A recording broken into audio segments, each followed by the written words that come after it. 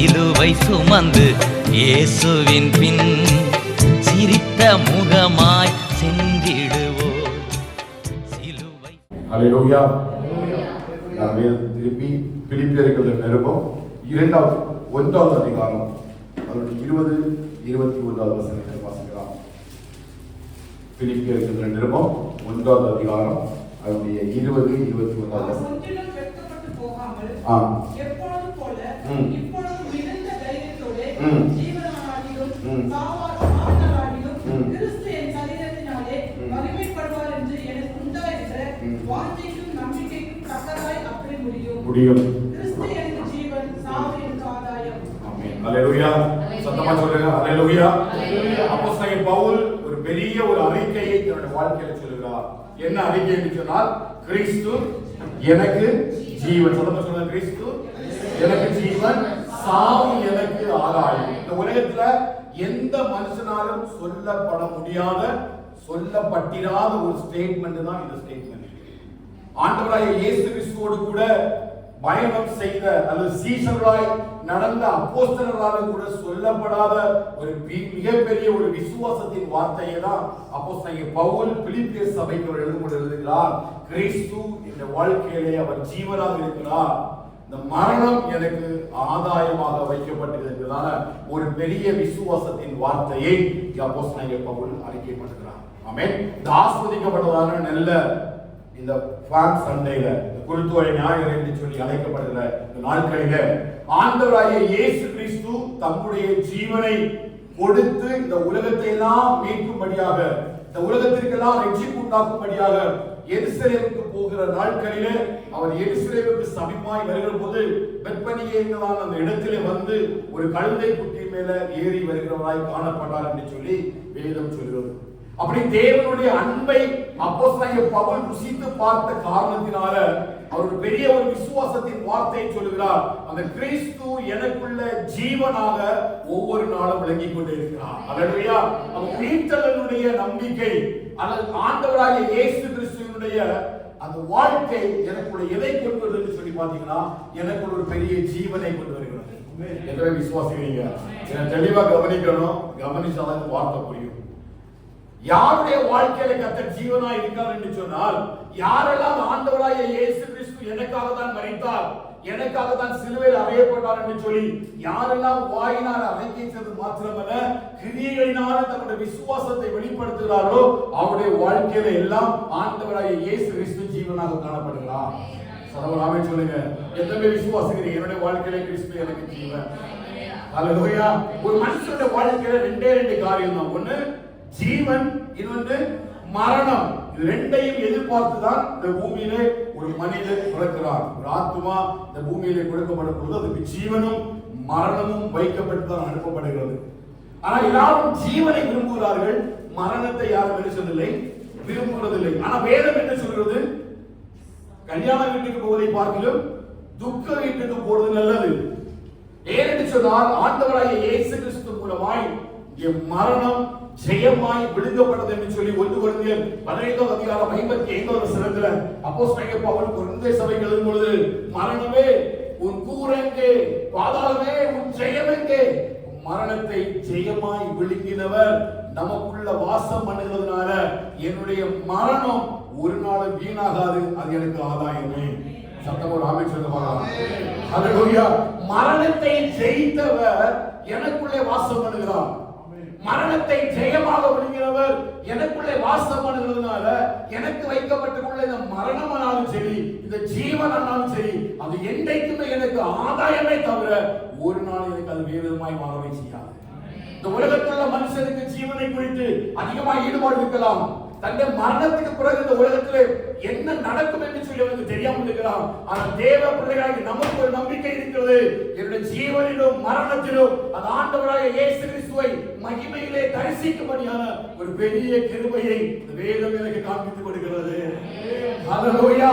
அந்த ஜீவனும் மரணமும் என் வாழ்க்கையில ஆதாயமாக தான் வைக்கப்பட்டிருக்கிறது. இப்ப 20வது வசனத்தை கொஞ்சம் கவனித்தீங்கன்னா அவர் சொல்றாரு, 4வது வரியில சொல்றாரு, ஜீவனாகிலும் சாவினாகிலும் கிறிஸ்து என் சரீரத்தில் மகிமைப்படுவார்.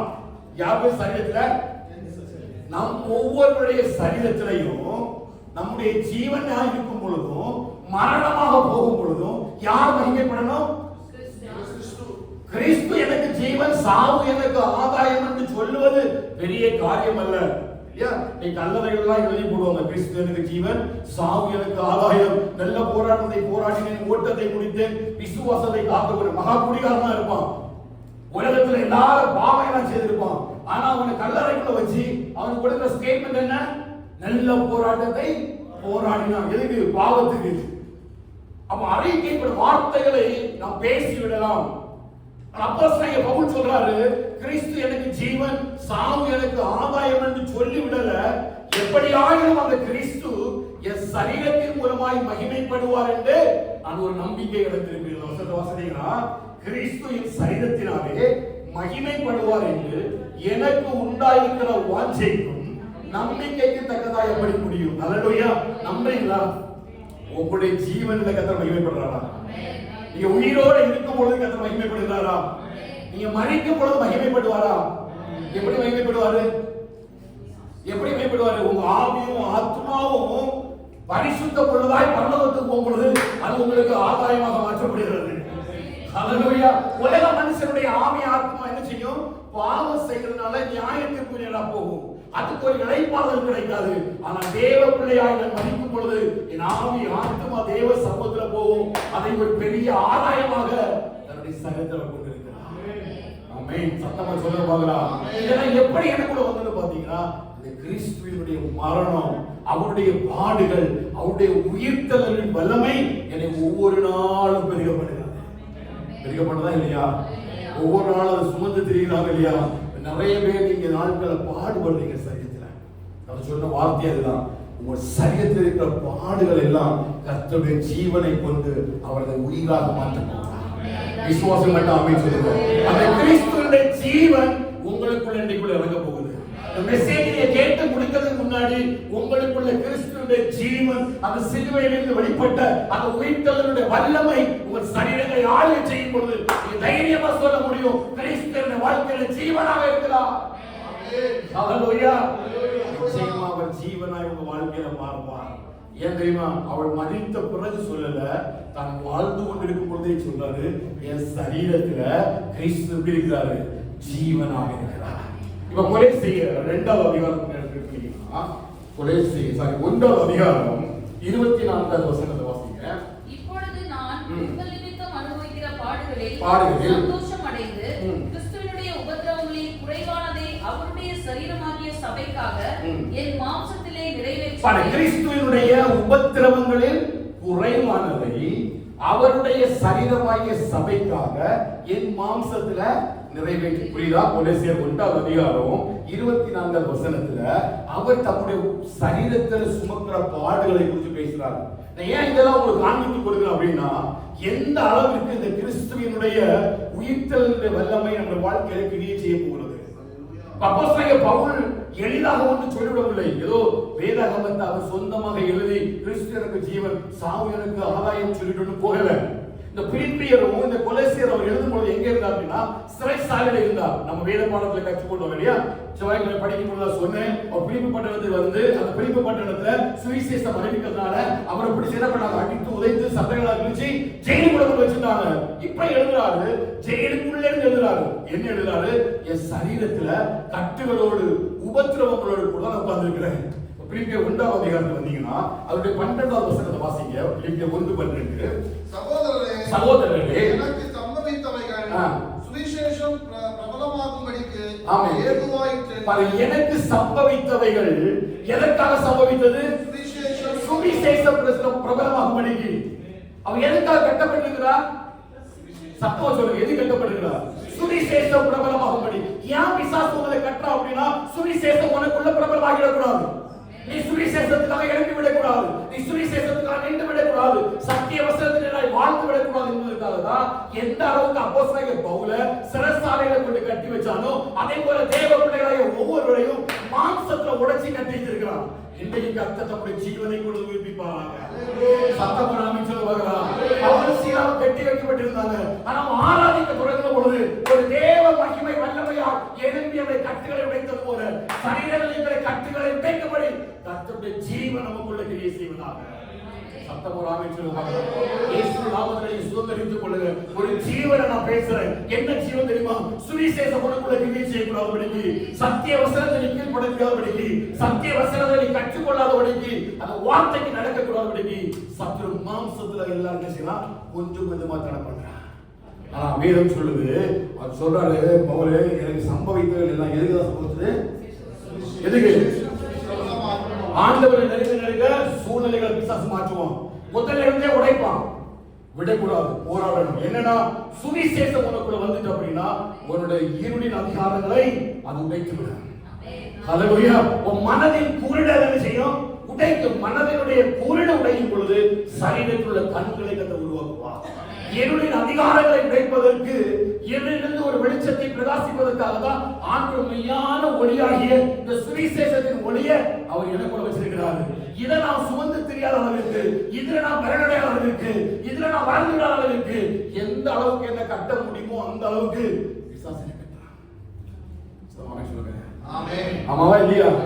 என் சரீரத்துல கட்டுகள் வரும்பொழுது எது பிரபலமாகும்? அப்படி சுவிசேஷம் இல்லையா? வசனம் வாசிக்க முடியாது, வார்த்தைகள் நமக்கு தெரியும், எனக்குள்ள ஜீவனை கொண்டு வரும் தெரியும், இந்த வார்த்தையில விசுவாசம் இருக்கு தெரியும். ஆனா அவன் என்னுடைய மாம்சத்தை கட்டி வைக்கும் பொழுது இந்த சுவிசேஷம் எனக்குள்ள எழும்பாதபடி அவன் உடைச்சிருக்கிறான்.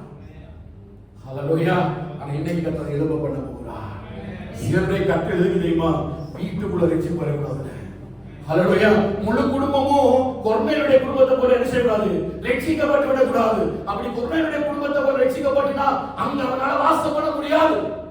அதுக்காக சிலர்கள் என்ன செய்யலாம்? நம்மளை உடைக்கலாம். எழும்பணும். சுவிசேஷத்துக்காக எழும்பணும். தடைகளை உடைச்சி எழும்பணும். அந்த ஜீவன் அனுதின வாழ்க்கையில பேசணும். அந்த உயிர்த்தெழுதல் வல்லமையை நீ நிச்சயமா பேசணும். அந்த உயிர்த்தெழுதல் வல்லமைக்குள்ளாக ஒண்ணும் உங்களை தடை பண்ணவே முடியாது. விசுவாசம் பண்ணாமே சொல்லுவாங்க. ஹல்லேலூயா. அந்த ஜீவனுள்ள பலன் உங்கள் ஒவ்வொருடைய சரீரத்தையும் அந்த ஆளுகை செய்யணும். விட்டாருங்க. சுவிசேஷம் உங்களை பிரபலமாகாதபடிதான் நீங்க சத்துரு தலைகளை கொண்டு வரலாம். ஹல்லேலூயா. கடைசி காலங்கள் சத்தியங்கள் சபையிடாதபடிக்கு எப்படி ஜனங்களை சத்தியத்தை விட்டு விலக பண்றாங்க தெரியுமா? எதற்கு தெரியுமா? இந்த சுவிசேஷம் ஒரு மெய்யான ஜீவ ஒளி. இந்த மெய்யான ஜீவ ஒளி எழும்பி பிரகாசிக்க ஆரம்பிக்கும் பொழுது இருளாகிய சாத்தானுக்கு அங்க இடமே இருக்காது. அதனாலதான் முதலே அவன் எழுப்பி தீவிரமா அந்த சுவிசேஷத்தை தடை பண்றான் இல்லையா? இந்த சுவிசேஷத்தை மெய்யான ஒளி தடை பண்ணப்பட்டதுக்கு காரணம் என்ன? நீ வேத ஃபுல்லா படிச்சீங்கன்னா, காஸ்பல் எடுத்து வெளிப்படுத்தல் படிச்சீங்கன்னா, அங்க என்ன எழுதப்படுதுன்னா, இந்த சுவிசேஷத்தின் ஒளி அவனுக்குள்ளே பரவி விடாத அளவிற்கு அவருடைய மனக்கண்களை பிசாசு உள்ளாக்கி வச்சிருக்கான். ஹல்லேலூயா. நீங்க சொல்லுங்க, சுவிசேஷத்தை நான் பிரபலப்படுத்துவேன். ஜீவனை கொண்டு அதை பிரபலப்படுத்துவேன். சுவிசேஷம் எனக்குள்ள எழுப்ப ஆரம்பிக்கும். அப்படி அப்போஸ்தலனாகிய பவுல் சொன்னனாலதான் அவனால சொல்ல முடிஞ்சது, கிறிஸ்து எனக்கு ஜீவன். ஏன் அப்படின்னா அந்த கட்டுகள் ஒண்ணு அவனை பெருசா பாதிக்கல. அவன் கட்டப்பட்ட பிறகுதான் அவனை கொண்டு ஆண்டவர் அநேக அற்புதங்களையும் அதிசயங்களையும் சுவிசேஷத்துக்காக எழுப்ப பண்ணுகிறார். 13வது வசனத்தை வாசிக்கலாம். அரண்மனை எங்கும் உள்ளவர்களுக்கும் மற்ற யாவருக்கும் என் கட்டுகள் கிறிஸ்துவுக்குள்ளான கட்டுகள் என்று வெளியேற. எனக்குள்ள வச்சிருக்கிற கட்டுகள் எதற்கான கட்டுகள்? கிறிஸ்துவுக்கு உள்ளான கட்டுகள். அப்படின்னா கிறிஸ்து வெளிப்படுத்தப்படாத அளவிற்கு என்ன கட்டி வச்சிருக்கிறாங்க? அப்படிதான் கட்டி வச்சிருக்காங்க. அப்போஸ்தலர்கள் போன இடங்களெல்லாம் நீங்க அப்போஸ்தலர் நிருபத்தை படிச்சீங்கன்னா, இந்த யூதர்கள் என்ன பண்ணாங்கன்னா, நீ இந்த இயேசுவை என்ன செய்யக்கூடாது? சொல்லக்கூடாது. இந்த பரிசுத்த ஆவியை நீ அறிவிக்க கூடாது. அப்போ அவங்களுடைய கட்டுகள் எல்லாம் கிறிஸ்துவுக்கு உள்ளான கட்டுகள் தான். அவன் கிறிஸ்து நிமித்தம் தான் கட்டப்பட்டிருக்கிறான். புரியுதா? கிறிஸ்து நிமித்தம் தான் கட்டப்பட்டிருக்கிறான். அவன் கிறிஸ்துவை சொல்லக்கூடாத அளவிற்கு தான் அவனை பிசாசு என்ன பண்ணிருக்கிறான்? கட்ட பண்ணிருக்கு. ஏன் அப்படின்னா இந்த யூதர்களே என்ன பண்றாங்க? அந்த சுவிசேஷத்தை பரப்பி விடாத அளவிற்கு அவன் அழைச்சி வச்சிருக்காங்க. காரணம் என்னன்னு பாத்தீங்கன்னா, இந்த உயிர்த்தெழுதலை யாருக்கு நம்பிக்கை இல்ல. இயேசு மரித்தார், இவங்க தான் கொலை பண்ணாங்கன்னு தெரியுது. ஆனா இவங்க எல்லாரும் என்ன சொன்னாங்க? யாரோ இவருடைய சரீரத்தை திருடி கொண்டு போயிட்டாங்கன்னு சொல்லி பணத்தை கொடுத்து சொல்ல வைக்கிறவங்க இந்த சீஷர்கள். இது அப்போஸ்தலர்களாக யூதர்களாக இருந்தவர்கள், யூத மதத்தை சார்ந்தவர்கள். ஆனா அந்த உயிர்த்தெழுதலின் நம்பிக்கையை அப்போஸ்தலனாகிய பவுல் பேசினதுனாலதான் ஒவ்வொரு இடத்திலையும் யூதர்களால் அவன் எதிராளியாக பார்க்கப்பட்டான். அந்த உயிர்த்தெழுதலை குறித்தும் தேவனுடைய சுவிசேஷத்தை குறித்தும் அடைத்து வைக்கக்கூடாத அதுக்குதான் அவனை சத்துரு கட்டி வச்சான். ஆனா பவுல் சொல்றாரு, இல்ல, இது எல்லாத்தையும் கர்த்தர் உடைப்பார். ஏன் அப்படின்னா என் சரீரத்துல ரெண்டு, ஒண்ணு ஜீவன் மரணம். நீ என்னை கொண்டு போட்டாலும் சரி, என்ன உயிரோட வச்சிருந்தாலும் சரி, என் நிமித்தமாய் கர்த்தருடைய நாமத்துக்கு மட்டும்தான் மகிமை அருமே தவிர ஒரு இடத்துல தன்னை அடைத்து வைக்க கூடாதுன்னு சொல்லிதான் அவன் வார்த்தை என்ன பண்ணா, அறிக்கை பண்ணான். என்ன அறிக்கை பண்ணா? கிறிஸ்து எனக்கு ஜீவன். தொடர்ந்து அந்த வசனத்தை நீங்க வாசித்தீங்கன்னா அவனுக்கு முழுவதுமா அவன் தெய்வ சமூகத்தில் என்ன பண்ணுகிறான், அவன் தன்னை ஒப்பு கொடுக்கிறான். இந்த கட்டுகள் ஒன்றும் அவனுடைய ஊழிய பிரயாணத்தையோ, இந்த கட்டுகள் ஒன்றும் அவன் ஆண்டவரை குறித்து அறிவிக்கிறதையோ, இந்த சுவிசேஷத்தை தடைபடுறதுக்கோ இந்த கட்டுகள் எல்லாம் பெரிய காரியம் அல்ல. அதனால சிறைசாலையில என்ன பண்ணா, சுவிசேஷத்தை அறிவித்தான். அங்க ஆராதித்தாங்க. அந்த சிறைசாலையுடைய காரன் ஆண்டவராகிய இயேசுவை ஏற்றுக்கொள்ளும்படியான ஒரு பெரிய சுவிசேஷத்தின் வாசலை கர்த்தர் அவனுக்காக திறந்தார். முன்குறித்தபடியே கர்த்தருடைய திறந்தார். அவன் எந்த இடத்துல நீ கட்டப்பட்டிருந்தாலும் நீ சத்தமா நீ ஜெபிக்க ஆரம்பிக்கும் பொழுது நிச்சயமான சுவிசேஷத்தின் மூலமாய் கர்த்தர் கட்டுகளை உடைப்பதற்கு அவர் வல்லமை உள்ளவர். சத்தமா ஆமென் சொல்லுவாங்களா? உன் கையில தந்திருக்கிற சுவிசேஷம் இல்லையா, இதை கொண்டு யாரும் ஒண்ணு கட்ட முடியாது. இது நம்முடைய வாழ்க்கையில் இருக்கிறது வரையிலுமே இந்த உலகத்தில் உள்ள எந்த கட்டுமே நம்ம கட்டி அடைத்து வைக்க முடியாது. இதை கட்டி வைப்பதற்கு இந்த உலகத்தில் எந்த காரியமும் இதுவரையிலும் கண்டுபிடிக்கப்படவே இல்லை. அந்த இயேசுவின் நாமத்தினால அந்த ஜீவன் நமக்குள்ள பிரவாசிக்கும் பொழுது, அந்த இயேசுவின் உயிர்த்தலுடைய வல்லமையின் மகிமை எனக்குள்ள இறங்கும் பொழுது நிச்சயமா என்னை கட்டி வைத்திருக்கிற சகல கட்டுகளையும் இது உடைத்தது. விசுவாசிக்கிறீங்களா? ஹல்லேலூயா. வாழ்க்கையில வரக்கூடிய கட்டுகள் எல்லாம் குறிச்சு என்ன சொல்லணும் அப்படின்னா, இது எல்லாமே சுவிசேஷம் வெளியில வரக்கூடாதபடிக்கு, நீ ஊழியம் செய்து விடக்கூடாத அளவுக்கு, நீ உன் குடும்பத்துல ரட்சிப்பை உண்டு பண்ணாத அளவுக்கு, உன் மூலமா தேவனுடைய நாமம் உன் குடும்பத்துல வீட்டுல நீ வேலை பார்க்க இடங்களில மகிமைப்பட்டு விடுமோ என்று சொல்லி யார் பயப்படுறா? சத்துரு பயப்படுறா. அதனாலதான் உன்னை கட்டி வச்சிருக்கான். இந்த போராடுறதை நீ போராடணும். அதான் பவுல் சொல்றார், நல்ல போராடுறதை நான் போராடினேன், ஓட்டத்தை நான் முடிச்சேன், விசுவாசத்தை காத்துக்கொண்டேன், இப்ப எனக்கு நீதியின் கீழே வைக்கப்பட்டிருக்கிறது. காரணம் என்ன தெரியுமா? அவரை உயிரோடு எழுப்பின அந்த தேவனுடைய வல்லமை என்னையும் உயிரோடு எழுப்புவதற்கு வல்லமைதான். ஆமென் சொல்லுவாங்களா? ஹல்லேலூயா. ஏன் அப்படின்னா 1ஆம் அதிகாரம் 29வது வசனத்தை வாசிங்க. ஏனெனில் கிறிஸ்துவினிடத்தில் விசுவாசிக்கிறதற்காக மாத்திரமல்ல, அவர் நிமித்தமாக பாடுபடுகிறதற்கும் உங்களுக்கு அருளப்பட்டிருக்கிறது. நிறைய பேர் என்ன நினைக்கிறாங்கன்னா, விசுவாசத்துல மட்டும் ஓடிடலாம் அப்படின்னு நினைக்கிறாங்க. ஏன் விசுவாச வாழ்க்கை அப்படின்னா நார்மலா ஒரு விசுவாசத்திலே நம்ம வாழ்ந்து கொள்ளலாம். ஆனா எதற்காக நம்ம அழைச்சிருக்கிறா? விசுவாசிப்பதற்கு மாத்திரமல்ல, பாடுபடுவதற்காக அழைச்சிருக்க. என்ன பாடு? அடுத்த வசனத்தை சொல்ல பாருங்க. நீங்கள் என்னிடத்தில் கண்டதும் எனக்கு உண்டென்று இப்பொழுதும் கேள்விப்படுவன போராட்டமே உங்களுக்கு உண்டு. நீங்க எனக்கு ஒரு பாடு வர்றீங்க. என்ன பாடு? சுவிசேஷம் பிரபலமாகாதபடிக்கு என்ன அழைச்சி வச்சிருக்கிறான். இந்த சுவிசேஷத்தினுடைய மகிமையான ஒளி இந்த உலகத்தில் எங்குமே பிரகாசிக்கப்படக்கூடாது. புறஜாதிகளுக்குள்ள சுவிசேஷம் அறிவிக்கப்பட்டு விடக்கூடாது என்பதுல பிசாசு மிகவும் தெளிவுள்ளவனாக இருக்கிறான். ஏன் அப்படின்னா இந்த யூத மதத்துல இந்த புறஜாதிகளுக்குள்ள சுவிசேஷம் அறிவிக்க கூடாத அளவுக்கு எல்லா யூத மார்க்கத்தை இவங்களுக்குள்ள பிரவேசிக்க பண்றாங்க. அப்போஸ்தலன் பவுல் எதற்காக ஆண்டவர் தெரிந்து கொண்டார்? புறஜாதிகளுக்குள்ள சுவிசேஷத்தை அறிவிக்கும் பொழுது, அந்த புறஜாதி என்று எழுதும் பொழுது நம்முடைய பெயர்கள் அங்கே எழுதப்பட்டிருக்கின்றன. ஹல்லேலூயா. அப்போஸ்தலன் பவுலுடைய ரட்சிப்பின் மூலமாக, அவருடைய சுவிசேஷத்தின் மூலமாக தான் இன்றைக்கு வேதம் நம்முடைய கரங்களில் கொடுக்கப்பட்டு ரட்சிப்பை நாம் சுதந்திரித்துக் கொள்ளும்படியான கிருபையை கர்த்தர் நமக்கு தந்திருக்கிறார். ஆமாவா இல்லையா? விசுவாசிங்களா இல்லையா? அது மூலமா தந்தாரு. அப்படிப்பட்ட பவுல் எழுதுறாரு, உங்களை விசுவாசிக்கிறதுக்கு மாத்திரம் அழைக்கல, அவரோடு கூட பாடுபடுவதற்கு அழைச்சிருக்காரு. பாடுபடுறீங்களா? இதற்கான பாடு, சுவிசேஷத்துக்கான பாடு, உன் ரட்சிப்பை குறித்த பாடு. உன்னை பரிசுத்தமா வாழ விடவே மாட்டான். உன் ஆண்டவருக்குள்ள சமாதானமா வாழவே விட மாட்டான். நீ பரிசுத்தத்தை நோக்கி நீ ஓடும் பொழுது, நீ தேவனுடைய வார்த்தையை நோக்கி ஓடும் பொழுது, ஒவ்வொரு இடத்திலும் அவன் வலைகளை விரித்து கண்ணிகளை விரித்து வைத்துட்டே இருப்பான். ஏதாவது ஒரு இடத்துல நம்முடைய பரிசுத்தத்தில் நம்ம விளப்படும்படி. என்ன பாடுனா உலகத்துல வரக்கூடிய இந்த பாடுகள் அல்ல, சுவிசேஷத்துக்கான பாடுகள். நம்ம நினைக்கிற மாதிரி கஷ்டப்படுறோம், வறுமையா வாழ்றோம், நமக்கு பணம் இல்லாம பொருளாதாரம் இல்லாம, அப்படிப்பட்ட ஒரு பாடு இல்ல. எப்படிப்பட்ட பாடுனா சத்திய வசனத்துக்குள்ள நிலைத்திராதிருக்கிற ஒரு பாடு. அவனுக்கு உன் பொருளாதாரத்தை பற்றியோ உன்னுடைய சூழ்நிலைகளை பற்றியோ கவலை இல்லை. உனக்குள்ள வாசமா இருக்கிற மகிமையான சுவிசேஷத்தின் ஒளி உன் குடும்பத்துக்குள்ள பிரகாசிக்க கூடாது. புரிஞ்சு கொண்டு அமைச்சு என்ன பாடுங்க? அப்போஸ்தலன் பவுல் என்ன பாடு? அவன் பணக்காரன் தான்.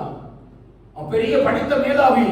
அவன் சொல்றான், ஆண்டவரை அறிகிற அறிவின் மேன்மைக்காக எல்லாத்தையும் நான் விட்டுட்டேன். ஏன் விட்டா அப்படின்னா, இந்த பொருள் இந்த காரியம் ஒண்ணு எனக்கு பெருசு அல்ல. என்னதுன்னா, அந்த மகிமையான கிறிஸ்து எனக்குள்ள வாசம் பண்ணுகிறார் என்பதை அறிகிற அறிவுக்காக தான் அதை என்ன பண்றேன். அவன் சொல்றீங்களா? அவன் நமக்குள்ள வரக்கூடிய பாடுகள் எதற்காக, சில போராட்டம் எதற்காக, சில சூழ்நிலை மாற்றம் எதற்காக அப்படின்னா, உன்னுடைய பரிசுத்தமான வாழ்வை ஒன்றை விட்டு மாற்று. ஒரு அப்படியே அமைதியா விட்டு வச்சா நீ மாத்திரம் ரட்சிக்கப்பட மாட்ட, உன் குடும்பத்தை ரட்சிப்புக்குள்ள கொண்டு வந்துடுற. நீ மட்டுமே அமைதியா ரட்சிக்கப்பட்டு போனா பிரச்சனை இல்ல. சும்மா இருக்கிற மற்ற மனிதனை ரட்சிப்புக்குள்ள நடத்துறதுனால ஆரம்பத்துல இருந்தே உன் விசுவாசத்தை உடைக்கிறதுக்கு அவன் பிரயாசப்படுறான். அந்த பாடுகள் நிச்சயமா நமக்கு உண்டு. விசுவாசத்துக்கு மாத்திரமல்ல, நம்ம பாடுபடுவதற்கு அழைக்கக்கூடிய அவசர பவுல் சொல்லுகிறார், நீங்க அவரோடு கூட பாடுகளை செய்தால் அவரோடு கூட சத்தமா சொல்லுங்க ஆளுகை. யாரெல்லாம் ஆளுகை செய்ய விரும்புறீங்க? 1000 வருட அரசாட்சியில கர்த்தர் நம்மளை கொண்டு தேசத்தை ஆள போகிறார். இந்த உலகத்தில் உள்ள ஜனங்கள் எல்லாம் ஆள போகிறார். பரிசுத்த வாழ்க்கை எல்லாம் ஆள போகிறார். அதோட குவாலிஃபிகேஷன் என்ன தெரியுமா? நீ அவருக்காக பாடுகளை சகித்து பரிசுத்தமாய் வாழும் பொழுது நிச்சயமா அவரோடு கூட ஆளுகை செய்யும்படியான கிருபையை கர்த்தர் தருவார். எத்தனை பேர் விரும்புறீங்க ஆளுகை செய்யணும்? ஆளுகை செய்ய வேண்டும். ஆளுகை செய்கிற ஆவியானவர்களை அந்த பரிசுத்தத்தினராய் நடத்தும் பொழுது எவ்வளவு பாடுகள் வந்தாலும் அதானே பவுல் பண்றாரு இல்லையா? பிலிப்பியர் 3ஆம் அதிகாரத்திலே வந்தீங்கன்னா உலகம் அவர் சத்தியத்துல பாருங்க 10ஆம் வசனத்தை வாசிங்க. 3:10 வாசிங்க. இப்படி நான் அவரையும் அவருடைய உயிர்த்தெழுதலின் வல்லமையையும் அறிவதற்கும்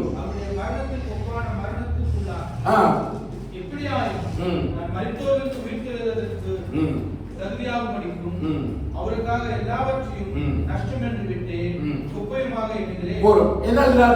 எதுக்காக? அவருடைய நோக்கம் என்ன? எதற்காக இந்த பாடுகள் எல்லாம் அவர் சகிக்கிறாரு? எதற்காக இந்த உபத்திரவங்களை ஓடுறாரு? எதற்காக இந்த நிந்தைகள் எல்லாம் ஓடுறாரு? பாத்தீங்கன்னா அவருடைய நோக்கம் ஒண்ணுதான், நான் அவரையும் அவருடைய உயிர்த்தெழுதலினுடைய வல்லமையையும். இல்லையா? யாருடைய உயிர்த்தெழுதல் வல்லமை? இயேசு கிறிஸ்துவினுடைய உயிர்த்தெழுதல் வல்லமை. பிதாவாகிய தேவனானவர் குமாரனிடத்தில் கொண்டு வந்த உயிர்த்தெழுதல் வல்லமையும் அவருடைய பாடுகளின் ஐக்கியத்தையும். இது ரொம்ப கஷ்டமானது இல்லையா? பாடுகள் தானே கொஞ்சம் பிரச்சனை. பவுலுக்கு என்ன? அவனுடைய எண்ணம் என்ன? சிந்தனை என்ன? பாடுகளுடைய ஐக்கியத்துக்குள்ள வரணும் இல்லையா? அதனாலதான் அப்போஸ்தலர்ல பெஸ்ட் சொல்றாரு, அகரிப்பா ராஜாவோட பேசும்போது, பவுலே நீ பிழைச்சுகிறாய், அதிக படிப்பு உனக்கு மைண்ட குழப்பி விட்டுருச்சியா, நீ பைத்தியக்காரனை போல பேசுகிறாய். என்ன பேசுகிறான்? ஐயா, என் வாழ்க்கையில் இருந்த கல்வி, என் வாழ்க்கையில் இருந்த பொண்ணு பொருள், உலகத்துல எல்லாவற்றையும் விட்டுட்டு நீங்க சரித்திரத்தை எடுத்து படித்தீங்கன்னா ஒரு பெரிய பணக்காரன் மில்லேனியம் எல்லாத்தையும் விட்டுட்டு கொரிந்து பட்டணத்துல போய் கூடார தொழில் பண்றான். ஒரு இடத்துல போய் கல்லு மண்ணு சுமக்கிறான். யாருக்காக? ஆண்டவருக்காக, அவருடைய அன்பிற்காக. அவன் சொல்றது என்ன தெரியுமா? ஒரே ஒரு நோக்கம் தான். எல்லாத்தையும் ஏன் விட்டு தெரியுமா? அவருடைய பாடுகள்ல நான் ஐக்கியமாகிறதுக்கு. ஏன்னா அவருக்கு தெரியும், நான் இப்ப இந்த பாடுகள் ஐக்கியமானா அவர் ஆளுகை செய்யும் பொழுது நான் அவரோடு கூட ஆளுகை செய்வேன்.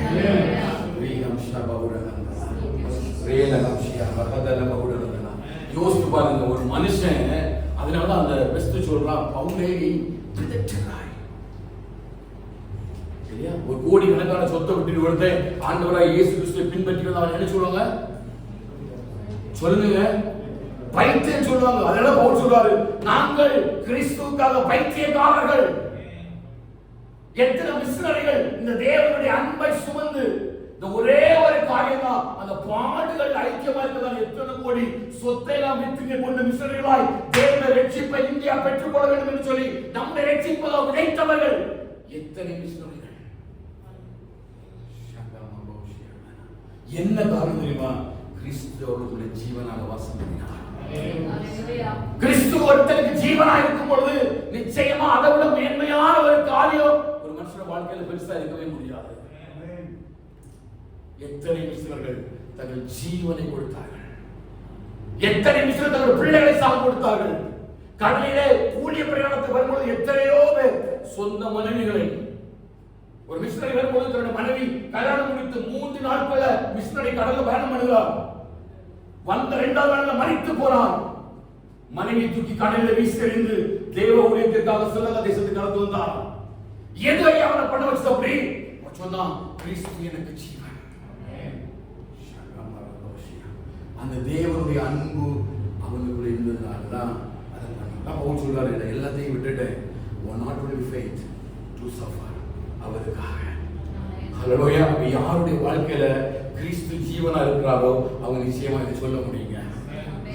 இது வார்த்தை அல்ல, இது வாழ்க்கை. பவுல் சொன்னது மாத்திரமல்ல, அந்த சொன்னபடியே என்ன பண்ணா அதை வாழ்ந்து காட்டுறான். ஹல்லேலூயா. 2 கொரிந்தியர் வந்தீங்கன்னா அப்போஸ்தலன் பவுல் சொல்றாங்க, ஏன் இதெல்லாம் பண்றேன்னா 5:14 வாசிங்க. 2 கொரிந்தியர் 5:14 வாசிங்க. ஆகையால் கொண்டு நாங்கள் ஒருவனையும் மாம்சத்தின்படி அறியோம், நாங்கள் கிறிஸ்துவையும் மாம்சத்தின்படி அறிந்திருந்தாலும் இனி ஒருபோதும் அவரை மாம்சத்தின்படி அறியோம். இப்படி இருக்க ஒருவன் கிறிஸ்துவுக்குள் இருந்தால் 5:14 கிறிஸ்துவினுடைய அன்பு எங்களை நெருக்கியது. பல கிறிஸ்துவினுடைய அன்பு சத்தமா சொல்லுங்க. ஏன் பவுலே நீ ஏன் கூட கஷ்டப்படுறார்? உன்னால மட்டும் எப்படி சிறைச்சாலைக்குள்ள உட்கார்ந்துட்டு கிறிஸ்து எனக்கு ஜீவன், சாவு எனக்கு ஆதாயம் எப்படி சொல்ல முடியுது? சொல்ல முடியுமா? கட்டுகள்ல, வேதனைகள்ல, பாடுகள்ல சொல்ல முடியுமா? அவர் சொல்றார், எப்படி ஆகிலும் கிறிஸ்து என்னுடைய சரீரத்தின் மூலமாய் மகிமைப்படுவாராக. உலகத்தில் எல்லாரும் விரும்புகிற ஜீவனை நான் இருக்கிறேன். ஏன்னா என்னுடைய ஜீவன் கிறிஸ்து கூட இருக்குது. ஆமென். விசுவாசிக்கிறீங்களா? பவுலுடைய ஆன்சர் என்ன? ஏன் பவுல் நீ கஷ்டப்படுற அப்படின்னு கேட்டான்னா, எதுக்கு? அன்பு, கிறிஸ்துவுடைய அன்பு. அதெல்லாம் கிறிஸ்துவுடைய அன்பின் ஆழம், அகலம், நீளம், உயரம் இன்னதென்று அறியும்படி அந்த அறிவு கெட்டாத அன்பை இன்னரத்தக்க அறிவுறுப்பார். உணர்றீங்களா? அதெல்லாம் கிரைஸ்ட். ஹல்லேலூயா. பவுல்னால எப்படி சொல்ல முடியும்? பவுல்னால எப்படி சரித்திர இவ்வளவு பாடுகள் அனுபவிக்க முடியும்? அவர் சொல்றார், கிறிஸ்துவின் அன்பை விட்டு என்னை பிரிப்பவர் யார்? அவர் கொடுத்த லிஸ்ட பாத்தீங்கன்னா ஒண்ணு கூட நமக்கு வந்து நம்ம விருப்பமான்னு தெரியல. I'm so frank, I'm saying. நான் என்ன நினைக்கும் பொழுது இப்படிப்பட்ட சூழ்நிலை வந்தா கிறிஸ்துவின் அன்பு எனக்கு நிற்குமானா எனக்கு தெரியாது. என் ஃபெய்த்ல விசுவாசத்துல ஸ்டாண்ட் பை நிப்பனா எனக்கு தெரியாது. பவுல் சொல்றாரு, யார் கிறிஸ்துவின் அன்பை விட்டு என்னை பிரிக்க முடியும்? ஒருவரும் என்னை பிரிக்க முடியாது நிச்சயத்திருக்கிறதாக. ஹல்லேலூயா. பவுல் ஒவ்வொரு நாளுமே இந்த கிறிஸ்துவினுடைய ஜீவன்ல தான் அவர் வெளிப்பட்டார்.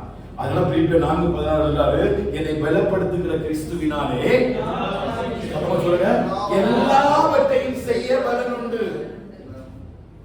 நான் என்னுடைய பலன்ல நிக்கல. அவரோட ஊழியம் அப்போஸ்தலன் பவுலுடைய பலன் இல்ல. யாருடைய பலத்துல? தேவனுடைய பலத்துல. அவன் தனக்கு இருந்த எல்லாத்தையும் இழந்து விட்டான். குடும்பம் இல்ல, பிள்ளைகள் இல்ல, குழந்தைகள் இல்ல, சுவிசேஷத்திற்கான எந்த வழிவசலும் கிடையாது. அவன் சொல்றான், என் கைகளே வேலை செய்து ஊழியத்திற்கான தேவைகளை சம்பாதித்துக் கொண்டது, யாரை நான் கொள்ளையடிக்கவில்லை. வாய் திறந்து தேவ சமூகத்துல பகிரங்கமா ஜனங்கள் முன்னாடி சொல்றான். சில சபைகள் மட்டும் எனக்கு உதவி செய்தது. அவன் சொல்றான், நான் குடிசை தொழில் செய்து ஊழியத்துக்கு தேவையான காரியங்களை சந்தித்துக் கொண்டேன். அப்படி சொல்ற ஒரு மனுஷனால எப்படி இதை விட முடிச்சேன்? ஹல்லேலூயா. ஐஸ்வர்யவான், சம்பந்தன் எல்லாத்தையும் கிறிஸ்துவுடைய அன்புக்காக வெற்றிட்டு வரலாம். ஆமென். இன்னொரு காரியம் அப்போஸ்தலர் 20வது அதிகாரத்தை வாசித்தீங்கன்னா, வாரனுடைய அன்புக்காக செய்கிற காரியத்தை 20வது அதிகாரம் 22வது வசனம். அப்போஸ்தலர் 20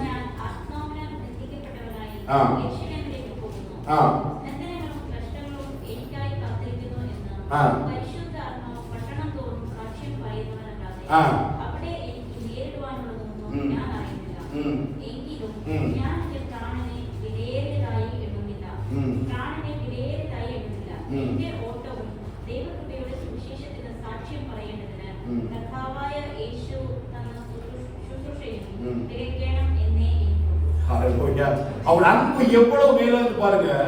தான் எருசலேமுக்கு போற வழியில் அவன் சொல்றான், ஆவியினால கட்டப்பட்டிருக்கிறேன். புரியுதா? இவன் கடைசி எங்க போறாரு? தன்னோட ஊழிய பிரயாணத்துல முடிச்சு எங்க போறாரு? எருசலேமுக்கு போறாரு. இப்ப எருசலேமுக்கு போகிற வழியில ஆண்டவர் அவனுக்கு என்ன சொல்றாரு? சத்தமா சொல்லுங்க. அங்கே எனக்கு நேர்ந்த காரியங்கள் அறிவேன், கட்டுகளும் உபத்திரவங்களும் எனக்கு வைத்திருக்கிறது என்று பரிசுத்த ஆவியானவர் பட்டணங்கள் தோறும் எனக்கு தெரிவிக்கிறார். இவன் போகிற இடத்துல இவன் என்ன சம்பவிக்கும் போது சபைக்கு வந்தா பிரச்சனை வரும் தெரிஞ்சா எத்தனை பேர் வருவீங்க? யாரும் அறிவிக்க கூடாது சட்டத்தை போட்டுட்டாங்க. எத்தனை பேர் நம்ம சபைக்கு வருவீங்க? ஆவியானவர் தெளிவா பேசுறாரு. நீ போற இடத்துல என்ன கிடைக்கும்? சத்தமா சொல்லுங்க. கட்டுகளும் பாடுகளும். நீ சமாதானமா உன்னை எருசலேமுக்கு போக போறது இல்ல. இது யார் சொல்றா? பக்கத்து வீட்டுக்காரனோ இல்ல கூட இருக்கிற நண்பர்களோ யாரும் சொல்லல. அவரை ஊழியத்துக்கு சொல்லி பிரித்தெடுக்கும்படி அங்கீகப்பட்டதுல பேசின அதே பரிசுத்த ஆவியானவர் சொல்றாரு, பவுலே நீ போகிற இடங்கள் எல்லாம் உனக்கு அடியும் உதையும் வைக்கப்பட்டிருக்கிறது. எத்தனை பேர் சுவிசேஷத்துக்காக ஓடுவோம்? எத்தனை பேர் விசுவாசத்துக்காக நிற்போம்? எனக்கு பாடு இருக்குது, கஷ்டம் இருக்குது தெரிஞ்சா யாரும் ஆண்டவரை விசுவாசிக்க மாட்டாங்க, ஆராதிக்க மாட்டாங்க. ஆனா பவுல் சொல்றாரு, நான் செய்வேன், என் பிராணனை நான் ஒரு பொருட்டாக எண்ணேன். எதையா பவுல் உன்னை இப்படி பண்ண வச்சது? அவர் சொல்றாரு, கிறிஸ்துவின் அன்பு தேவனுடைய எந்த சூழ்நிலையிலும் நீங்க சுவிசேஷத்திற்காக, தேவனுடைய வார்த்தைக்காக, சத்தியத்துக்காக பரிசுத்தமாய் பாதுகாக்கப்படி அந்த கிறிஸ்துவினுடைய ஜீவன், அவருடைய அன்பு இருக்குதா? அது யாருடைய உள்ளத்துல இருதயத்துல அந்த அன்பு கிரியை செய்தோ அவங்க தான் இந்த வார்த்தையை pronounce பண்ண முடியும். They have the right to pronounce the word. கிறிஸ்து எனக்கு ஜீவன். ஹalleluya. எந்த அளவுக்கு தேவனுடைய அன்பை ருசித்து பார்த்தால் பாருங்க. இல்லையா? வேற யாராவது தேவனுடைய அன்பை பெற்றுக் கொண்டு இருந்தாங்களா? இல்ல. யோவான்ல நிறைய எழுதப்பட்டிருக்கு, அன்பை குறித்து எழுதப்பட்டிருக்கானா? அந்த அன்புக்கு ஆழம் நீளம் உயரம்னு ஒரு அறிவு கொடுத்தது யாரு? அப்போஸ்தலன் பவுல் தான். இந்த உலகத்துல எந்த அன்புக்கு என்ன முடியாது, மெஷர்மென்ட் கிடையாது. ஒரு சின்ன ஒரு சூழ்நிலை வரும்போது அன்பு மாறி போகும். நம்ம நேசித்தவர்கள் நம்ம கூட இருப்போம் சொல்றவங்க கரங்களை பிடிச்சி வாழ்நாள் ஃபுல்லா அவனை பாதுகாப்பேன்னு சொன்ன எத்தனை பேரும் மாறி போவார்கள். ஆனா பவுல் சொல்றாரு, ஒரு அன்பு என்ன உபத்திரவப்படுவதற்கு பாடுகளுக்கு என்ன ஏற்படுகிறது. அதனால பவுல பைத்தியக்காரன் சொன்னாங்க. உண்மையா ஆண்டவர் ஆராதிக்கிறவர்கள விசுவாசிப்பதற்கு மாத்திரமல்ல, பாடுபடுவதற்கு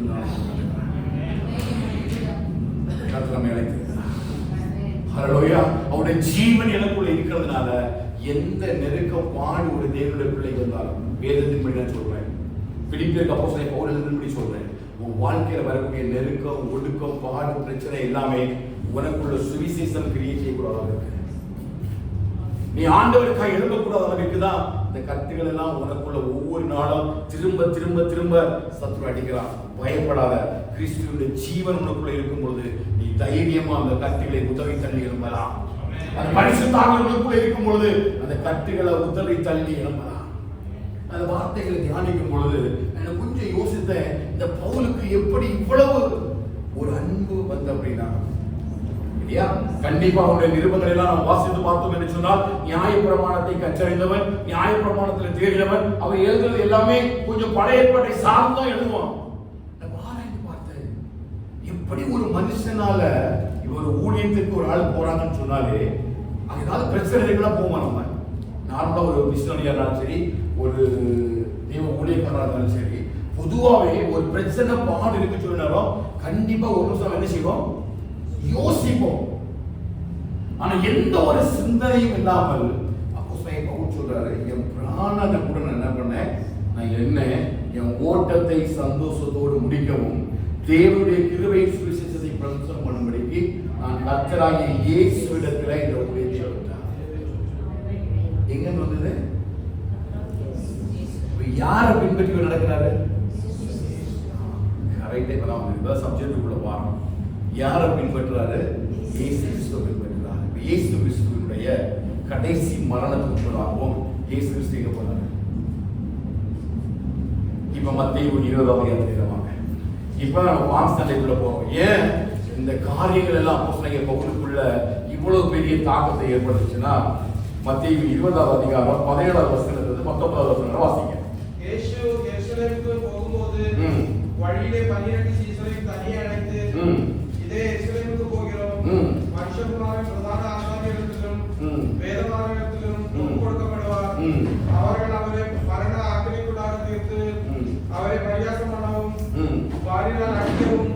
சிலுவையில் அறையவும் புறஜாதியாரிடத்தில் ஒப்புக் கொடுப்பார்கள். ஆயினும் 3ஆம் நாளிலே அவர் உயிரோடு எழுந்திருப்பார் என்றார். ஹல்லேலூயா. சத்தமா ஆமென் சொல்லுங்க. புரியுதா? அப்போஸ்தலனாகிய பவுல் எங்க இருந்து இதை கற்றுக்கொண்டா?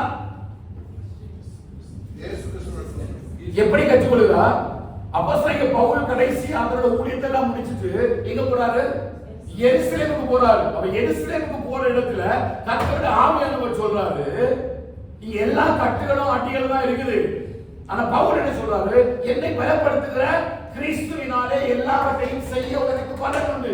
எந்த பலன் அப்படின்னா, எந்த இடத்துல கிறிஸ்து அந்த காரியத்தை ஜெயமாக ஒழுங்கினாரோ அதே பலனா பவுலுக்குள்ள வைக்கிறார். புரியுதா உங்களுக்கு?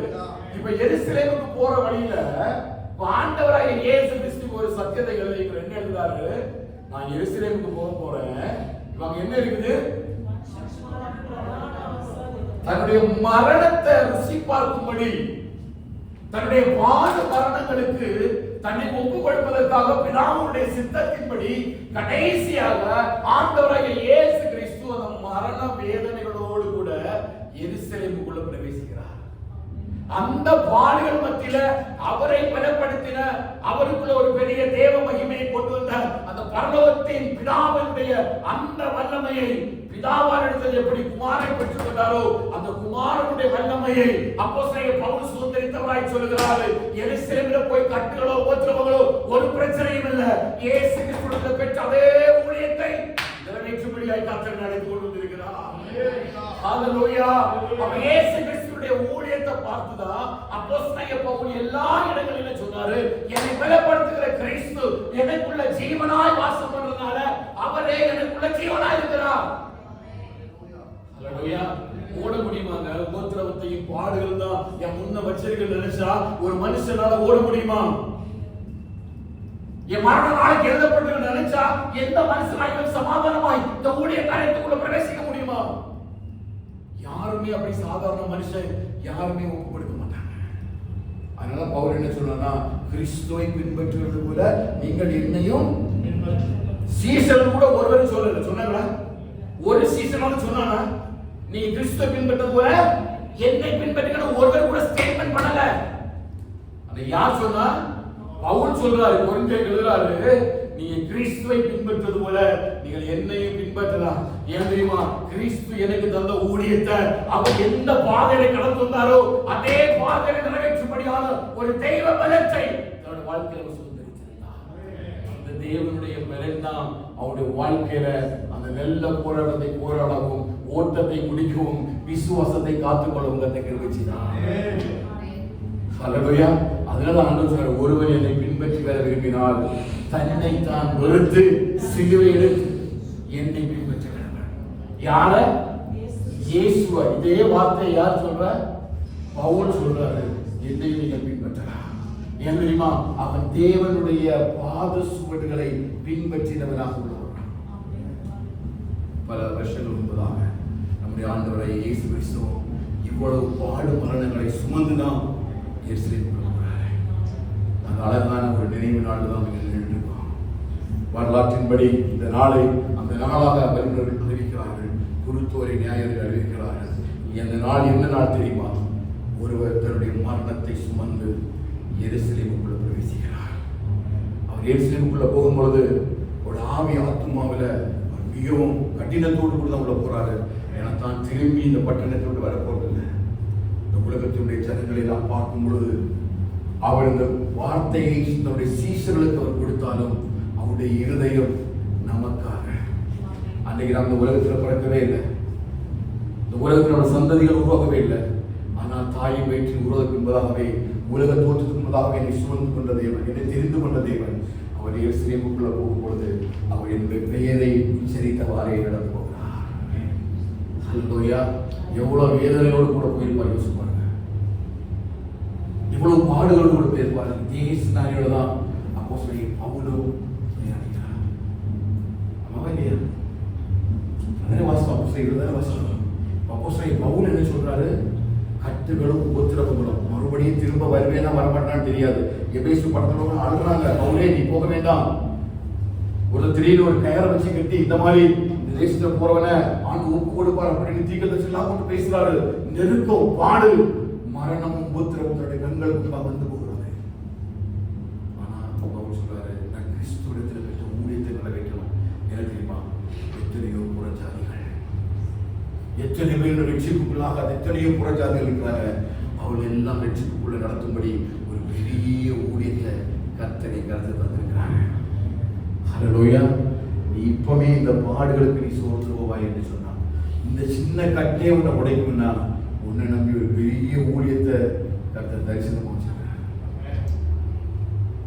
ஹல்லேலூயா. ஒவ்வொரு இதோ இப்பவே நீ ஓட தளர்ந்துட்டானா உன்னை நம்பி ஒரு பெரிய ஊழியத்தை கர்த்தர் வச்சிருக்கிறாங்க. இந்த பாடு, இந்த கத்து ஒண்ணு அசைக்கக்கூடாது. நீ எழுப்பி பிரயாசப்பட்டு ஓடணும். உன் ஓட்டத்தை கர்த்தர் ஜெயமாக ஓட பண்ணுவார். ஹல்லேலூயா. ஒவ்வொரு நாளும் கிறிஸ்துவின் ஜீவனை சுமந்து ஓடு. சொல்லு, கிறிஸ்து எனக்கு ஜீவன், சாவு எனக்கு ஆகாயம். என்னுடைய ஜீவனாகிலும் மரணமாகிலும் என் சரீரத்தில் வரக்கூடிய எல்லா பாடுகளுக்கும் அவருடைய நாமத்தின் மகிமைக்காக நான் ஓடும்படியை கர்த்தர் அழைத்திருக்கிறார். என் ஜீவனோ என் மரணமோ அது தேவனுடைய நாமத்தின் மகிமைக்காக என் சரீரத்தில் எழுதப்படும். எந்த அவயங்கள் சோர்ந்து போனாலும் அவர் தனது பலனை கொண்டு எந்த உலர்ந்த எலும்புகளை உயிர்ப்பிப்பதற்கு வல்லமை உள்ள தேவனாக இருக்கிறார். ஏனென்று சொன்ன உயிர்த்தலின் வல்லமையை இயேசு சுமந்து திரிந்தார். அந்த உயிர்த்தலின் வல்லமை பவுலுக்கு இருக்கும் என்று சொன்னால் அந்த உயிர்த்தலின் வல்லமை அவர் எனக்குள்ளே வச்சிருக்கிறார். ஹல்லேலூயா. பாருங்க, இந்த இதெல்லாவற்றையும் மறைத்துதான் அவர் இந்த எருசலேமுக்குள்ள போறாரு. மத்தேயு 21 அதிகாரத்தில் வாங்க 1 வசனத்தை வாசிங்க. அவர்கள் எருசலேமுக்கு சமீபமாய் சேர்ந்து ஒலிவமலைக்கு அருகான பெத்பகேக்கு வந்தபோது இயேசுவானவர் சீஷரில் 2 பேரை நோக்கி, உங்களுக்கு எதிரே இருக்கிற கிராமத்துக்கு போங்கள். போன உடனே அங்கே ஒரு கழுதையும் அதனோட ஒரு குட்டியையும் கட்டியிருக்க காண்பீர்கள். அவைகளை அவிழ்த்து என்னிடத்திற்கு கொண்டு வாருங்கள். ஒருவன் உங்களுக்கு ஏதாகிலும் சொன்னால் இவைகள் ஆண்டவருக்கு வேண்டும் என்று சொல்லுங்கள், உடனே அவைகளை அனுப்பிவிடுவான் என்று சொல்லி அவர்களை அனுப்பினார். ஆமென். இதோ உன் ராஜா சாந்த குணமுள்ளவராய் கழுதையின் மேலும் கழுதை குட்டியாகிய மரியின் மேலும் ஏறிக்கொண்டு உன்னிடத்தில் வருகிறார் என்று சீயோன் குமாரத்திக்கு சொல்லுங்கள் என்று தீர்க்கதரிசியினால் உரைக்கப்பட்டது நிறைவேறும்படி இதெல்லாம் நடந்தது. எருசலேமுக்கு சமீபத்து வருகையில் அவர் எப்படி வராரு? அவர் எப்படி எருசலேமுக்குள்ள வராரு? எருசலேமுக்குள்ள வார வழியில தான் சீஷர்களுக்கு சொல்றாரு, நம்ம அங்க போறோம், மனுஷகுமாரன் காட்டி கொடுக்கப்படுவா, இங்க மரண தண்டனை நடக்கும், சிலுவையில் அறையப்படுவார் என்று சொல்லி எல்லா பாடுகளை சொன்னாலும் எருசலேமுக்கு சமீபத்தில் வரும் பொழுது அவருக்குள்ள அந்த பாடும் வேதனை இருந்துதான். ஜெய கிறிஸ்து முன் சொல்கிறார், ஓசன்னா கர்த்தரின் நாமத்தினாலே வருகிறவர் ஸ்தோத்தரிக்கப்படத்தக்கவர் என்று சொல்லி ஜனங்கள் எல்லாரும் அப்படி துணிகளை விரிச்சு ஓலைகளை போட்டு பாடினாலும் இந்த ஜனங்களை பார்க்கும் பொழுதெல்லாம் அவருக்குள்ள ஒரு வேதனை இருந்து கொண்டுதான் இருந்தது. எருசலேமுக்குள்ள வரும் பொழுது அவர்கள் சந்தோஷத்தோட சமாதானத்தோட வரல. எப்படி வரல? சந்தோஷத்தோடையும் சமாதானத்தோடையும் அவர் வரல. அவருக்குள்ள ஒரு பெரிய மரண வேதனை இருந்தது. தன்னுடைய மரணத்தை எருசலேமிலே நிறைவேற்றுகிறவர் தான் உள்ள வர்றாரு. அல்லேலூயா. வரக்கூடிய இடத்துலதான் அவர் இந்த காரியத்தை சொல்றார். ஏன்னா காலங்களின் திட்டங்கள் படி சகரியா 9 அதிகாரம் 9 வசனத்தில் எழுதப்பட்டிருக்கிறது போல உன்னுடைய ராஜா மரியின் மேலும் மரிக்குட்டியின் மேலும் ஏறி வருகிறார் என்று சொல்லி சீயோன் குமாரத்திக்கு சொல்லுங்கள் என்று சொல்லி சகரியா தீர்க்கதரிசியை கொண்டு ஆண்டவர் உரைத்த அந்த நாட்கள் அந்த இடத்தில் நிறைவேறினபடியினாலதான் அவர் அந்த சம்பவத்தை அவர் அங்கே செய்கிறார். சகரியா 9 அதிகாரம் 9 வசனத்தை வாசிங்க. மிகவும் எருசலேம் குமாரத்தியே, இதோ உன் ராஜா உன்னிடத்தில் வருகிறார். இதோ உன் ராஜா உன்னிடத்தில் வருகிறார். அவர் நீதி உள்ளவரும் ரட்சிக்கிறவரும் கழுதையின் மேலும் கழுதை குட்டியாகிய மரியின் மேலும் ஏறி வருகிறவருமாயிருக்கிறார். பாருங்க, என்ன சொல்றாரு? நீதி உள்ளவரும் ரட்சிக்கிறவருமாய். அப்போ அந்த பாடு மரணத்தின் மூலமாய் அந்த ஜனங்களுக்குள்ள ஒரு ரட்சிப்பை கொண்டு வருவதற்கு அடையாளமாகத்தான் இந்த இவ்வளவு காரியத்தை வேதம் நமக்கு கற்றுக்கொள்கிறார். ஏதோ ஒரு கழுதை குட்டி மேலே ஏறி வந்து அவருக்கு ஒரு பெரிய செலிப்ரேஷன் கொண்டு வரல. எருசலேமை போய் சுகமாய் வாழ போகிறேன் என்று சொல்லி கொண்டு வரல. அவர் இந்த ஜனங்களை எல்லாம் பார்க்கும் பொழுது அவர் ரட்சிக்கிறவராய், நீதி உள்ள தேவனாய், ரட்சிப்பையும் நீதியையும் இந்த எருசலேம் ஜனத்திற்கு கொண்டு வரும்படியாய் இந்த ஜனங்களை எல்லாம் பார்க்கும் பொழுது மெய்ப்பன் இல்லாத ஆடுகளை போல அலைந்து திரிகிறதையும் தேவனுடைய சமூகத்தை விட்டு விலகி ஓடுவதெல்லாம் பார்க்கும் பொழுது அதற்காகத்தான் அடிக்க போகிற ஆட்டுக்குட்டியாகத்தான் அவர் உள்ளே வர்றார். அல்லேலூயா. இந்த நாட்கள் எல்லாம் எனக்கு எதை நினைவு தெரியுமா? கிறிஸ்து எனக்கு ஜீவனாக இருந்தால் மரணம் எனக்கு ஆதாயம் மாற்றப்பட்டதற்கு ஒருவர் எருசலேமுக்குள்ள எனக்காக வந்தார். மரணத்தை சுமந்து, பாடுகளை சுமந்து, நிந்தைகளை சுமந்து, அவமானத்தை சுமந்து ஒருவர் எருசலேமுக்குள்ள வர்றாரு. இப்ப எல்லாரும் பாடுறாங்க, கர்த்தரின் நாமத்தினாலே வருகிறவர் ஸ்தோத்தரிக்கப்பட்டவர், ஓசானா ஓசானா ஓசானா என்று சொல்லி அந்த இடங்களெல்லாம் ஒரு துதித்து பாடுறாங்க. ஆனா அவருடைய வார்த்தையை யாரும் ஏற்றுக்கொள்ளவே இல்லை. ஏற்றுக்கொண்டாங்களா? இல்லை. அதுதான் வரும் மார்க்கு 11வது அதிகாரம் நினைக்கிறேன். மார்க்கு 11வது அதிகாரத்தில் சொன்னால் லூக்கா 19வது அதிகாரத்திலே 19வது அதிகாரத்திலே அவர் 49வது வசனம் வாசிங்க. அவர் சமீபமாய் வந்தபோது நகரத்தாரை பார்த்து அதற்காக கண்ணீர் விட்டு அவர் சமீபமாய் வந்த பொழுது இப்போ அங்க ஒரு பெரிய செலிப்ரேஷன் நடக்குது. 37வது வசனம் வந்தீங்கன்னா அதை இயேசுவிடத்துல கொண்டு வந்து தங்கள் வஸ்திரங்களை அதன் மேல் போட்டு இயேசுவை அதன் மேல் ஏற்றினார்கள். அவர் போகையில் அவர் தங்கள் வஸ்திரங்களை வழியிலே வைத்தார்கள். அவர் ஒலிவமலையின் அடிவாரத்துக்கு சமீபமாய் வருகையில் திரளான கூட்டமாகிய சீசர்கள் எல்லாரும் தாங்கள் கண்ட சகல அற்புதங்களை குறித்து சந்தோஷப்பட்டு கர்த்தருடைய நாமத்தினால் வருகிற ராஜா ஸ்தோத்தரிக்கப்பட்டவர், பரலோகத்திலே சமாதானமும் உன்னதத்திலே மகிமையும் உண்டாவதாக என்று சொல்லி மிகுந்த சத்தத்தோடே தேவனை உணர்ந்தார்கள். சீசர்கள் சொல்றாங்க, போதவரே இவர்களை அகற்றும் என்று சொல்றாங்க. ஆனா இவர்கள் இவ்வளவு அவரை ஆராதிக்கிறாங்க, துதிக்கிறாங்க, மகிமைப்படுத்துறாங்க. ஆனா இவருடைய எண்ணங்கள் சிந்தனைகள் ஒன்றும் இல்லை. சொல்ல புரியுதா? எப்படி பவுல் எருசலேமுக்குள்ள கட்டுகளை பாடுகளை சுமந்து வந்தாரோ, எந்த பலன் இவரை பலப்படுத்தினதோ அந்த பலனை சுமந்து வருகிறவருடைய எண்ணத்தை பாருங்க.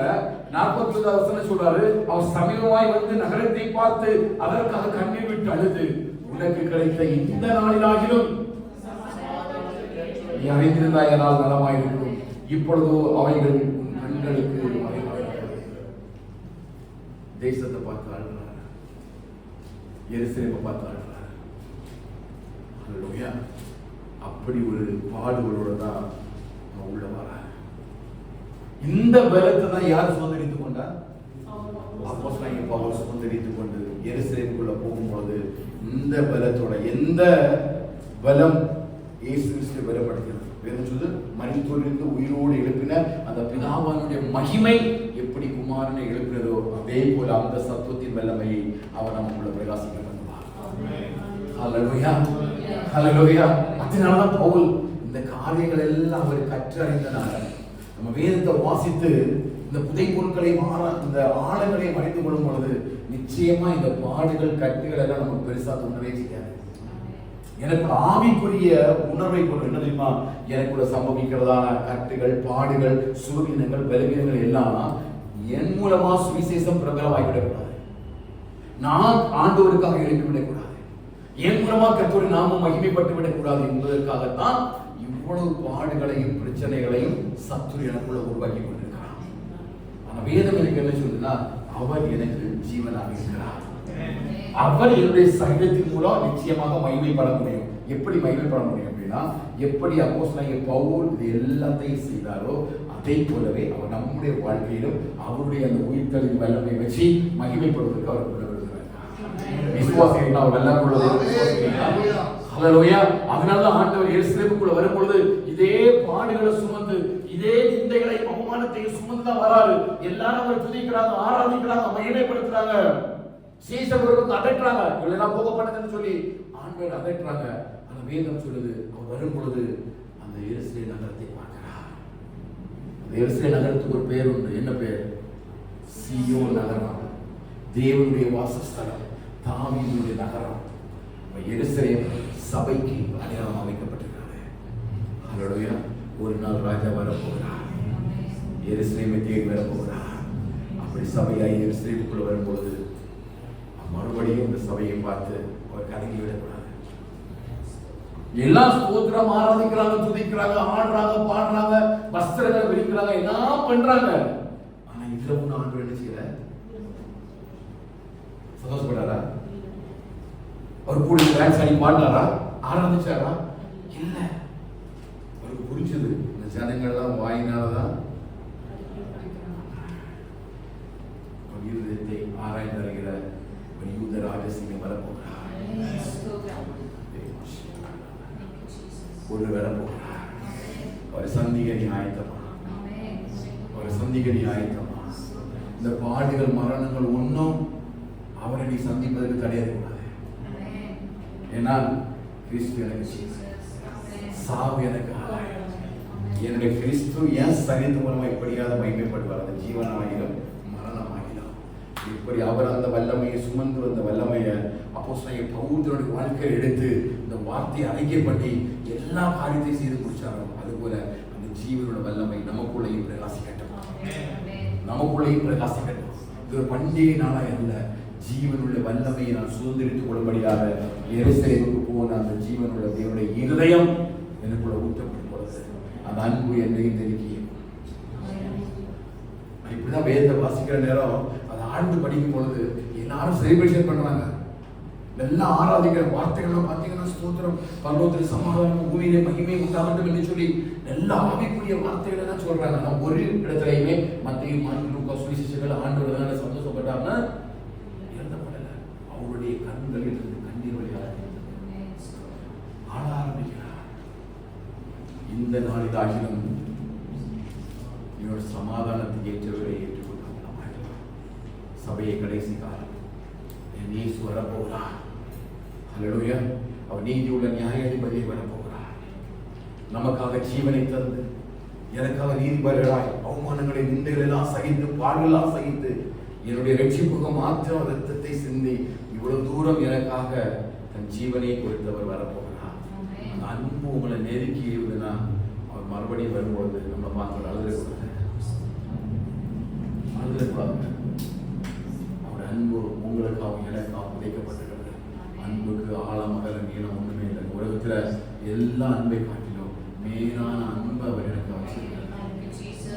மறுபடியும் ஆண்டவர் சொல்றது சொல்றேன். சில பேரோடு கூட ஆண்டவர் பேசுகிறோம், பாடும் மரணம் உங்களுடைய எந்த கட்டுகளும் நீ தேவனுடைய அன்பை விட்டு விலகாது படிக்கணும்னு பார்த்துக்கிறேன். நீ நம்பினாலும் நம்பாவிட்டாலும் கிறிஸ்து உனக்குள்ள ஜீவனா வாசம் பண்றார். கிறிஸ்து உங்களுக்குள்ள ஜீவனா வாசம் பண்றார். இந்த ஜீவன் எங்க வெளிப்பட்டனா சிலுவையில் வெளிப்பட்டது. அந்த ஜீவன் உங்களுக்குள்ள வாசம் பண்ணும்போது மட்டும்தான் நீ கிறிஸ்துவுக்காக எழுந்து பிரகாசிக்க முடியும். சத்தம் ராமன் சொல்லுங்க. உங்களுடைய எலும்புகள் எல்லாவற்றையும் உணர்ந்த எலும்புகள் எல்லாம் அவரால் உருவாக்க முடியும். எந்த உயிர்த்தெழுந்த வல்லமை பவுலை எழுப்பப்பட்டுச்சோ, எந்த உயிர்த்தெழுந்த வல்லமை ஸ்ட்ராங்கா கிறிஸ்துக்குள்ள உருவாக்குனதோ அதே உயிர்த்தெழுந்த வல்லமை உன்னை உருவாக்கா. எருசலேமுக்குள்ள போகும்பொழுது நம்ம எல்லாம் பார்த்துதான் அவர்கள் வந்தாங்க. அதை பார்த்துதான் கண் கலங்கி நின்றாங்க. எருசலேமே எருசலேமே இன்றைக்காவது நீ சமாதானத்துக்கு ஏற்றவர்களை நீ கவனித்தாயானால் ஒவ்வொரு நாளும் வார்த்தைகளால் நம்மோடு கூட பேசுகிறது.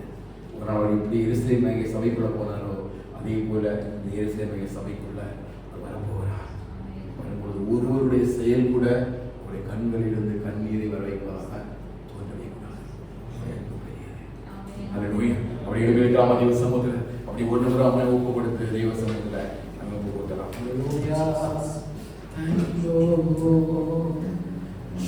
அவருடைய அன்பு சபையை கிறிஸ்து எனக்கு ஜீவன், சாவு எனக்கு ஆதாயம். அப்படி அப்போஸ்தலனாகிய பவுலால சொல்ல முடிஞ்சா ஒரே ஒன்றுதான், அந்த கிறிஸ்துவினுடைய அன்பு அவரை நெருக்கி எவ்வளவு எந்த எதிர்பார்ப்புமே இல்லாம எருசலேமுக்குள்ள ஆண்டவர் வரல. அவர் பார்க்கும் பொழுது அவர் என்னை பார்க்கிறார். அவருடைய கண்கள்ல நான் தெரிய ஆரம்பிக்கிறேன். இந்த ஆயிரத்திலிருந்து ஒரு நிமிடம் தெய்வ சமுத்திரம் அப்படியே அறிக்கை பண்ணி நம்ம கடந்து போகலாம். உனக்கு இருக்கிற கட்டு, உனக்குள்ள இருக்கிற பலகீனம் ஒன்றும் சேதப்படுத்தாது. ஏன் அப்படின்னா கிறிஸ்து உனக்குள்ள ஜீவனாக இருக்கிறார். ஒரே ஒரு காரியம் தான் தெரியுமா, சுவிசேஷம் மூலமா பிரபலமாக கூடாது. உன் குடும்பத்தில் ரட்சிப்பு வந்துடக்கூடாது. நீ உன் குடும்பத்தை ரட்சிப்பு கூட நடத்திடக்கூடாது என்பதுல சத்ரு மிக தெளிவா இருக்கிறான்.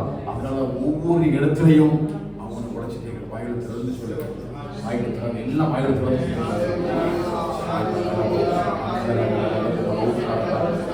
தெளிவா பேசுறா. சில பேரோட கண்டிப்பா வந்து அவர் பலப்படுத்துவோம். கண்டிப்பா அந்த ஜீவனோட வல்லமை உனக்குள்ள அந்த உயிர்த்தெழுதலுடைய வல்லமை நிச்சயம் உங்களுக்குள்ள இறங்கும். ரெசரக்ஷன் பவர் உங்களுக்குள்ள உருவாக ஆரம்பிக்கும். இப்ப எலும்புலாம் அது உணர்ந்து வைக்குள்ளதான் உங்களுடைய செய்யும். இன்றைக்கு போல எல்லா காரியங்களையும் கர்த்தருடன் உருவாக்குவார். இந்த ஜீவன் உங்களுக்குள்ள ஒரு அதிசயத்தை நீ எதிர்பார்த்திருக்கிற ஒரு அதிசயத்தை உண்டு பண்ணுறது. அவர் சிலுவையிலே அவர் சிந்தின இரத்தம் தான் இந்த அதிசயம் உனக்குள்ள கொண்டு வருவதற்கு. அவர் சிலுவையிலே தன்னுடைய முழு இரத்தத்தை சிந்தினார். அந்த அதிசயத்தை கர்த்தருக்குள்ள விளக்கப்படுகிறார். அந்த உயிர்த்தெழுதல் வல்லமை உனக்குள்ள வைக்கிறார். அந்த உயிர்த்தெழுதல் வல்லமை உனக்குள்ள எழும்ப போகிறது. நல்ல வாயத்தில் ரிசீவ் பண்ணி இயேசுவின் நாமத்திலே ரிசீவ் பண்ணுங்க. அந்த ரிசீவ் பண்ணுங்க. இயேசுவின் வல்லமை உயிர்த்தெழுதல் வல்லமை சரீரத்துக்குள்ள அடங்கட்டும். இயேசுவின் உயிர்த்தெழுதல் வல்லமை சரீரத்துக்குள்ள அடங்கட்டும். இயேசுவின் உயிர்த்தெழுதல் வல்லமை உன் குடும்பத்துக்குள்ள அடங்கட்டும். உன் பிள்ளைகளுக்குள்ள அடங்கட்டும். உன் ஆவியின் ஆத்மாவை பலப்படுத்தட்டும். நீகமோ சீகமோ லேகானமோ சந்ததலசியமோ உதாரணங்களோ சந்ததலமோ இயேசுவின் நாமத்திலே அவன் ஜீவனை குடும்பத்துக்குள்ள சோதரித்து கொள்ளுங்க. இயேசுவின் நாமத்திலே சரீரத்துக்குள்ள வைத்துக்கொள். உன் வாழ்க்கையில பெற்றுக்கொள். உன் பிள்ளைகளோட வாழ்க்கையில பெற்றுக்கொள்.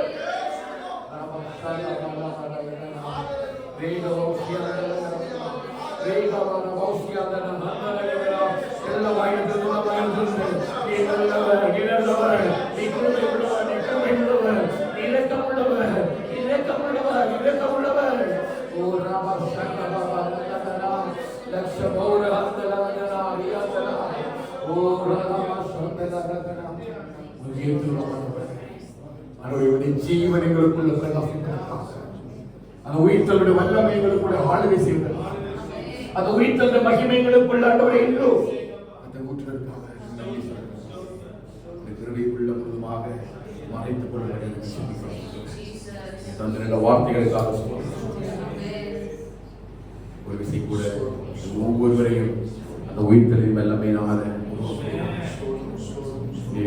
உள்ள போகும்போது சுமந்து கொண்டு போன அன்பு பெரியதாக பாடுகளையும் நிந்தைகளையும் அனுபவிப்பதற்காக எங்களை நினைவு கூர்ந்து இந்த விலையேற பெற்ற அன்பை செலுத்தி அப்போ பவுலும் அந்த பலத்தோடு கூட தன்னை ஊழியத்தை நிறைவேற்றி முடித்தது போல நாங்கள் ஒவ்வொருவரும் ஆண்டவரே இவர்களை பின்பற்றுள்ளார். ஒவ்வொரு நாளும் இந்த பாத சூழலை பின்பற்றுள்ளாங்க. எந்த நெருக்கத்திலும் எந்த கட்டுகளிலும் எந்த பாடுகளிலும் ஆண்டவரே கிறிஸ்துவின் அன்பை மட்டும் இதை பிடிக்காதபடிக்கு ஆண்டவரே ஒவ்வொரு நாளும் கிறிஸ்துக்காக எழுப்பி ஓட கத்தனை கிருபை செய்ய வேண்டும் என்று சொல்லி சொல்லிக்கிற கத்தாவே இந்த வார நடக்கிற எல்லா ஊழியர்களையும் கத்தனை ஆசிரிக்கிறாங்க. நீங்கள் போக்கிற வரத்தில் கத்த கூட இருக்கிறாங்க. வேலை பார்க்கிற இடங்களிலே தையும் இலக்கத்தை கற்றிடப்படியாக ஜெபிக்கிறோம். வேலைக்காக காத்திருக்கிற பிள்ளைகளுக்கு ஏற்ற நாட்களில் ஒரு வேலையை கத்தனை கற்றிடுவீராக. தையும் இலக்கத்தை வாழ்க்கையை கொண்டு வரப்படியாக ஜெபிக்கிறோம். பலவேலத்தோடு நிற்கிற ஒவ்வொரு பிள்ளைகள் மீதும் கர்த்தருடைய பலன் இறங்குவதற்காக ஸ்தோத்திரம். ஒரு அதிசயத்தை செய்வதற்காக ஸ்தோத்திரம் பண்ணுகிறேன். ஆசிரியர் ஜெபிக்கிறேன். எல்லாருடைய கிருபைக்குரியவர்களும் நடக்கிற ஊழியர்களாக ஆசிரியப்படியாக ஜெபிக்கிறேன். போக்கில் எடுக்கிறோம். கத்தனை கிருபைகளை தாழ்த்து ஒப்புடுவதற்கு ஜெபிக்கிறேன். இரத்த கோட்டைகள் போது பயன் மறைத்துக் கொள்கிறார். சகல துதிக்கான மகிமை எல்லாம் நமக்கு செலுத்துகிறோம். இயேசுவின் நாமத்தில் ஜெபிக்கிறோம் எங்கள் ஜீவனுள்ள நல்ல பிதாவே. ஆமென் ஆமென். ஆத்மாவே கர்த்தரை ஸ்தோத்திரி. என் முழு உள்ளமே என் ஆத்மாவே கர்த்தரை ஸ்தோத்திரி. ஆமென் ஆமென். ஆசீர்வாதம் கர்த்தராகிய இயேசு கிருபையும் பிதாவாகிய தேவனுடைய அன்பும் பரிசுத்த இடைக்கும் மீண்டும் வாக்காளர்களிலும் ஆண்டவராகிய இயேசு வரைவிலும் சகல பரிசுத்தவான்களோடு சபையோடும் நம் அனைவரோடு கூட தங்கியிருப்பதாக. ஆமென் ஆமென் ஆமென். ஹல்லேலூயா ஹல்லேலூயா ஹல்லேலூயா.